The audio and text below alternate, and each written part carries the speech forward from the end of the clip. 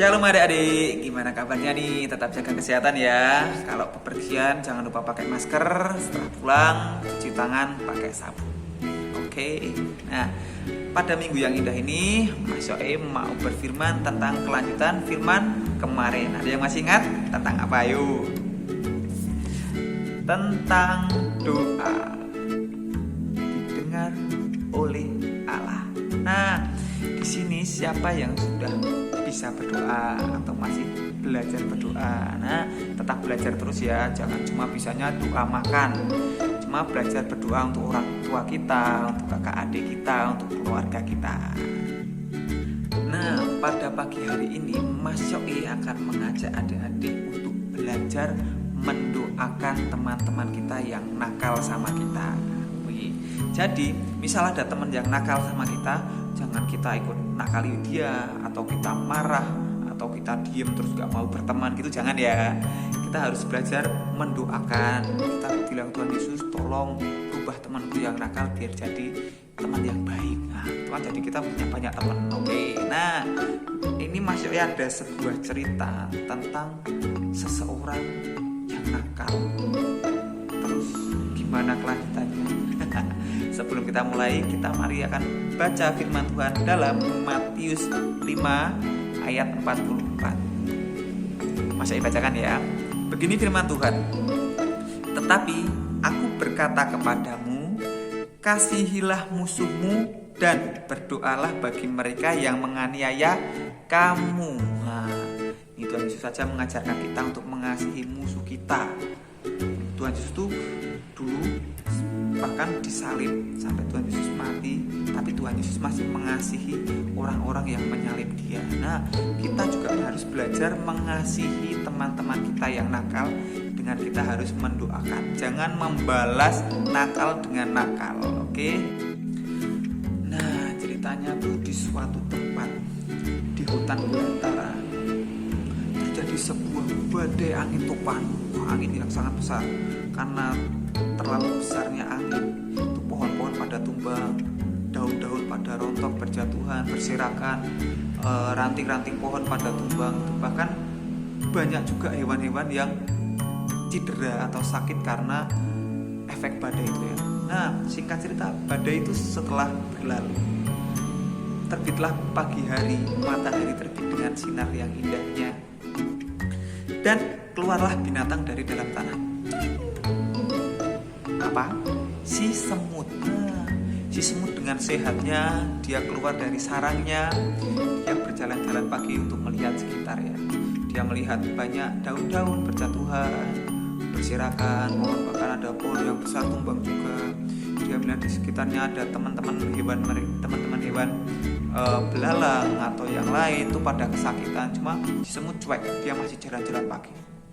Nah, waktu jalan-jalan pagi, di tengah jalan dia melihat seekor kepompong yang di tengah jalan sedang berusaha untuk naik ke atas pohon. Cuma kan nggak bisa ya, kepompong kan nggak punya kaki. Dia minta tolong sama semut, semut tolong aku nggak bisa berjalan, aku mau kembali lagi ke pohon. Cuma si semut malah menertawakan, suruh siapa kamu nggak punya kaki, jadi kamu nggak bisa naik ke pohon untuk kembali ke pohon. Semut dengan cueknya dia jalan. Nah, dia masih melihat sekitar, cuma dia cuek dengan teman-temannya yang sakit karena terkena badai ya teman-teman. Nah, jalan tanpa terasa, siang, sore gitu ya. Nah, waktu sore waktu jalan mau pulang, dia tiba-tiba merasakan di kakinya kok ada yang basah, ada yang becek gitu. Nah, tanpa terasa semut sudah berada di tengah-tengah lumpur hisap. Ada yang tahu lumpur hisap adik-adik? Ya, jadi lumpur hisap itu kalau kita misal berjalan di atasnya lumpur itu tuh kita bisa semakin tenggelam. Nah, begitu juga dengan si semut. Tiba-tiba tanpa dia sadari kakinya sudah masuk ke dalam lumpur hisap.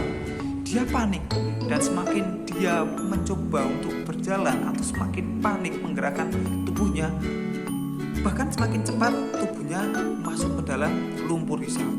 Dia minta tolong kanan kiri, minta tolong, cuma nggak ada yang mau mendengarkan karena tadi si semut sombong dan nggak mau menolong teman-temannya. Dan endingnya ini teman-teman, itu si semut sudah mau tenggelam sampai ke kepala.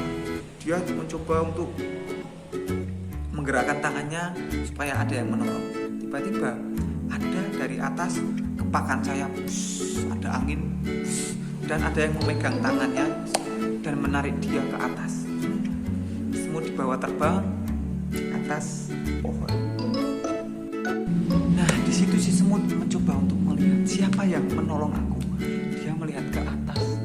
Loh, bukannya kamu tadi kepompong yang ada di tengah jalan ya? Si kupu-kupu bilang, iya, aku kepompong yang tadi di tengah jalan saat aku minta tolong tetapi kamu tidak mau menolong. Sekarang aku sudah berubah menjadi kupu-kupu yang bisa terbang. Dan aku melihat kamu mau tenggelam lalu aku menolong. Nah, disitu langsung si semut sadar ya teman-teman. Dia sadar betapa jahatnya dia nggak mau menolong sesama, dia nggak mau membantu sesama, dia cuek, bahkan dia menertawakan teman-temannya yang sedang menderita.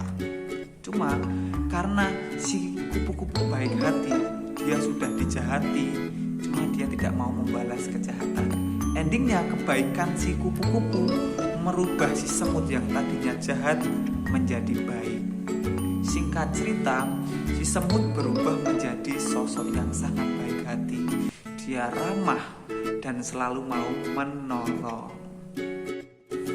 Nah, dari cerita tadi kita harus belajar menjadi sosok kupu-kupu yang mau selalu berbuat baik kepada teman-temannya, meski teman-temannya itu tidak baik sama dia. Yang mau belajar mendoakan teman-temannya supaya teman-temannya menjadi anak yang baik. Oke, setuju ya? Nah, sebelum kita mengakhiri firman, mari kita akan berdoa. Lipat tangan, tutup mata, kita berdoa. Tuhan Yesus, terima kasih untuk firman-Mu pada pagi hari ini ya Tuhan, mengajarkan kita untuk kita selalu berbuat baik kepada teman-teman kita, untuk kita belajar mendoakan teman-teman yang tidak baik kepada kita, yang jahat kepada kita, supaya teman-teman yang jahat kepada kita menjadi teman-teman yang baik kepada kita.